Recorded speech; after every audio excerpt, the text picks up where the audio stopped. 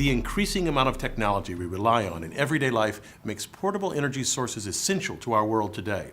We can power our cell phones and laptops with lithium-ion batteries, run flashlights from alkaline ones, and many of our watches depend on batteries constructed with silver oxide.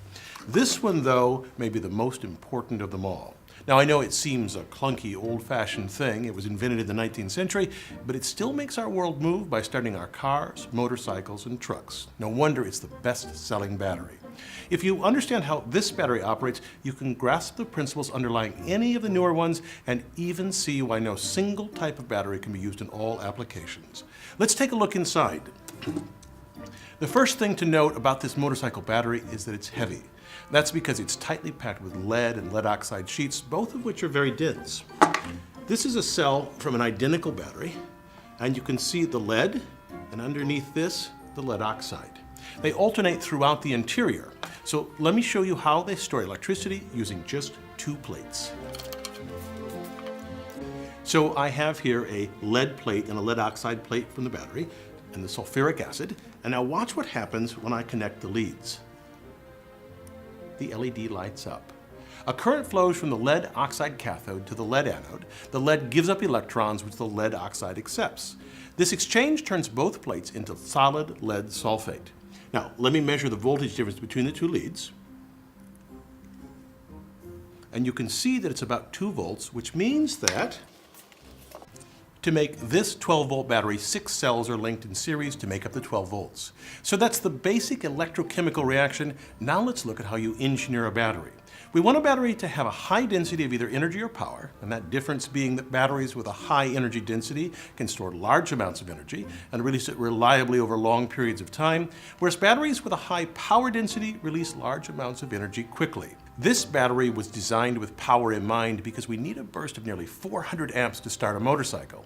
To save space, we need to pack the plates in here tightly, but in order to ensure that the electron transfer takes place through the terminals, the plates are mechanically separated by these permeable layers. Now, let me show you 2 plates from a discharge battery so you can see the effect of a deep discharge of a battery.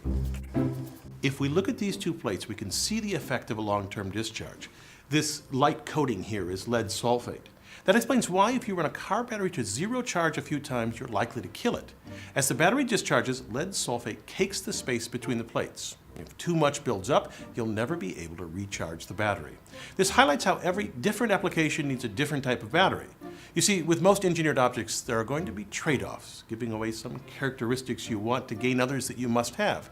Indeed, the toughest part of engineering often ends up being balancing the trade-offs in a design. For example, a car battery does a great job starting a vehicle, but not running one, like an electric car. Nor is it a good candidate to store energy from solar panels in a house. There, we harvest energy from the sun, charge up the batteries, and then use the stored energy in a variety of ways until the batteries die, and then recharge them with the sun's energy. For this use, you would use what is called a deep cycle battery. As the name implies, this battery's capacity can be largely used and then recharged easily. To convert an SLI battery, like used to start a motorcycle or a car, into a deep cycle battery, we do 3 things.